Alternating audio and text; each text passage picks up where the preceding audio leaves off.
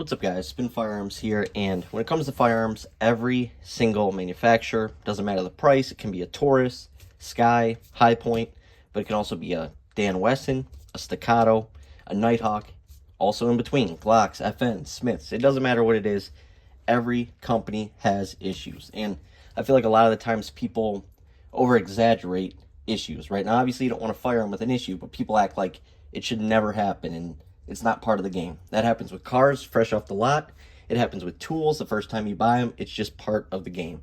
Obviously, typically you want to go to companies that have less issues than more issues, but like I said, nobody is excluded. It's part of the game. I think a big part of owning and buying a firearm is how that company responds, right? Do they make it good or do they make it bad in terms of how they respond to it? Now, I've had companies that you call, you say you have an issue, my first mag, this blew off the firearm. And they start asking you, what ammo did you use? Did you tighten it down properly? Was it you? And you're sort of like, what the heck? Like, I literally just pulled it out the box, took it to the range to shoot it, and it had issues. Then there's other companies that completely work with you. They do a great job. They question a couple things, but they're like, all right, we want to check it out. I have a buddy who bought a 6-hour 938, and all he needs is an extractor for it. And he asked Sig if he could get one because he can't find them anywhere online. They're all sold out. They're all back ordered, whatever the case may be. He asked if they could send him one, or if he could send his firearm in. And they literally said, yeah, we'll take a look at it. Send us $50 and we'll send you a shipping label. And he's like, what the heck? It's like a $25 part max. It probably costs Sig, knowing that where their parts are made, it probably costs them a couple bucks to make, right? But they basically said, yeah, $50 just to look at it. That's not even a part. That's not even anything having to do with the actual fix. And that's a little ridiculous. But that's how SIG typically does stuff. And I have that email and I have the way they responded. And it was insane.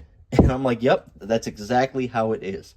When my Taurus GX4 had the delayed striker, I got it, took it home, took it out of the box, pulled the trigger, and the striker didn't go. I'm like, what the heck? Then 15 seconds later, 20 seconds later, that striker goes. That is a big no-no. That is a big problem. But they said, no questions asked, get it to us. And they had it back to me in 3 weeks, ready to go, never a single problem. That's how you do customer service. So companies that make mistakes or do things wrong, as long as they correct it, that's fine. Then you have companies that you send in your product. They say they fix it. They send it back to you, and it's not working. It just becomes a big problem. And I've seen that over and over again. So I've experienced a lot of customer service, right? But this is a pretty amazing customer service story. So I just thought I would share it. And, American-made products is what we should be supporting in the end, especially nowadays. So why not support another American-made company? So my buddy really liked this handgun right here. This is the Smith & Wesson M&P 40 Shield Performance Center. This is the 1.0. They used to make the 2.0 as well, but it's actually discontinued. They still make the regular version for like mag-restricted states and California and stuff like that, but they do not make this model right here. The reason why we love this model is it's a 40. You can make it 7+1 or 8+1 with mag guts. And it has the least recoil, less recoil than 9mm. It's ridiculous. Larger guns, bigger guns, this has less recoil. And it's a small, thin, single stack 40. It is one of the best shooting guns I own. But then I later found out this was $650 new. A couple years ago when it was still being sold. I bought mine for like $350. Completely perfect. I've even seen these all over. These are the Performance Center Shield 9s. You can make these 8+1 or 7+1 with mag guts as well. 8+1 or 9+1 with mag guts as well. So you can really get a lot of capacity out of something that originally doesn't start with it. Once again, one of the flattest shooting guns I own. So my friend was at a store. He just came across the same exact model. He had the 2.0. Nice fiber optic sights, ported. And on top of that, the trigger is just ridiculous, clean. It's a great self-defense handgun. He just loved it. And there's a reason why this is on the table. But he bought it used, right? So people could have messed with it. They could have filed down stuff, polished stuff wrong, whatever the case may be, right? They could have damaged it. He bought it used. We took it to the range. Jam. And I'm like, you gotta be kidding me. Because, that's one of the risks you take while buying a used handgun. You don't know what the person did with it. But honestly, it looked good. It looked like it was taken care of. Didn't look like it was used that much, but issues. Then we're like, okay, what ammo is that? That's sort of weird. Let's try some other ammo. He goes and buys a new box of like MagTech. Same thing happens. And the disappointment on his face was actually, I felt bad, but it was sort of funny because it's like, You're so excited for something, and of course that happens, right? Of course. What are the odds? So we run more mags through it. He's doing more testing, and just it doesn't stop. Some mags run, some don't. So we're thinking it's the base plate. Then we take the firearm apart and look at some of the rounds that we chambered, and you can see like a little scratch on the round. And you're like, okay, it's definitely hitting something. So it's failing to feed somewhere. And this is happening over and over. It's getting frustrating. We're just wasting so much ammo trying to get it to run. Eventually, he hits up Smith & Wesson and said, yeah, can I send it in? They said, no problem. They didn't say send us money. They didn't say we need $5, $10, or 50 like SIG did. Straight up said, send it in. We'll take a look at it. They get it in. They run it for a little bit. I think they replaced the barrel, right? Because typically that might solve the feed ramp issue. So they fixed the barrel. He got a brand new barrel for free.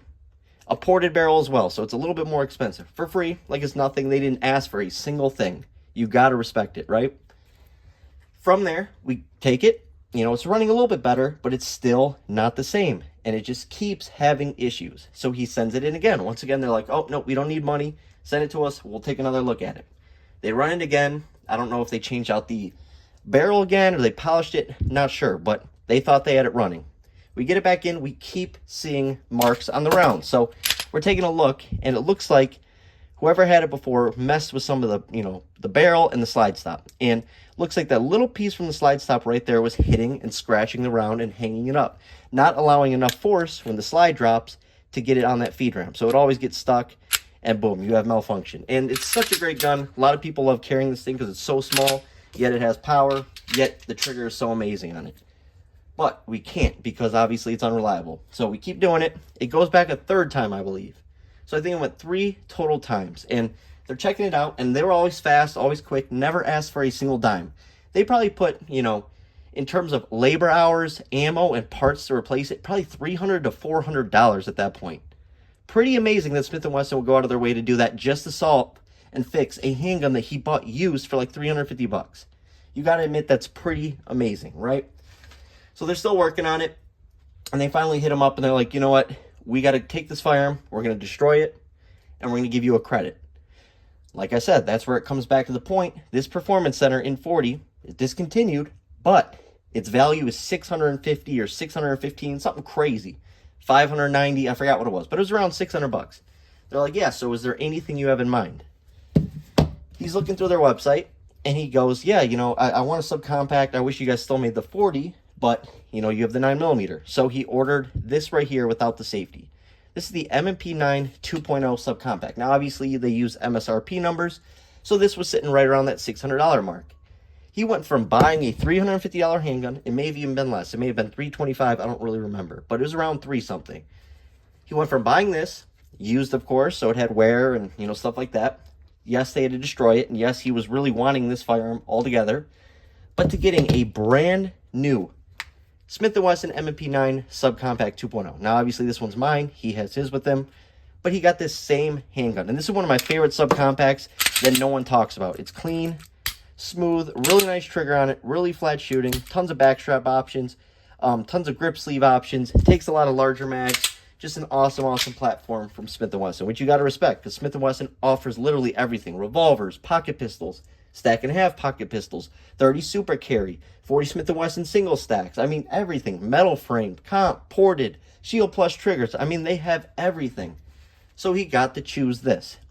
Like I said, he spent $350. He did have to deal with the issues and, some ammo and testing and all that. But at the end of the day, Smith & Wesson probably spent $300 or $400 on shipping, ammo, labor, parts, and sent him a brand new $600 firearm. I think it was a little bit more than what they credited him for, and I think he offered to pay for it. I don't know if he paid the difference of like $20 or $30 or if they just took it.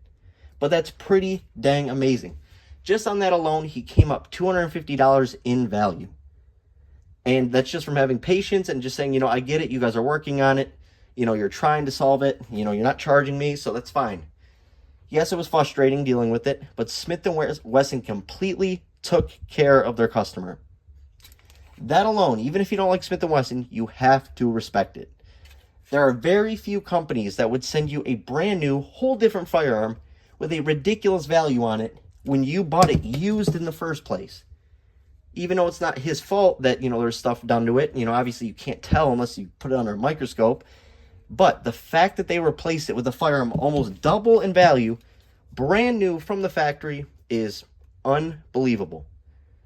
I don't care what you think of Smith & Wesson. They probably have the best customer service in the world, and you got to respect it. So for me, when I saw that and heard that story, I was actually pretty amazed. And I thought that was really cool, really solid of Smith & Wesson. So I thought I'd make this video because they earned it. That's solid. Like, every company makes mistakes, but it's all about how you deal with it. And that's one of the problems that everyone has with SIG. The P320 has been a mistake since its inception. Since you took a hammer-fired handgun, jammed in a striker-fired FCU and upper into that same exact platform, and made it so it can, some, not all obviously, have major issues. But you never change it. You never do anything about it. Instead, when there's issues, you charge people to send them back. It's just ridiculous.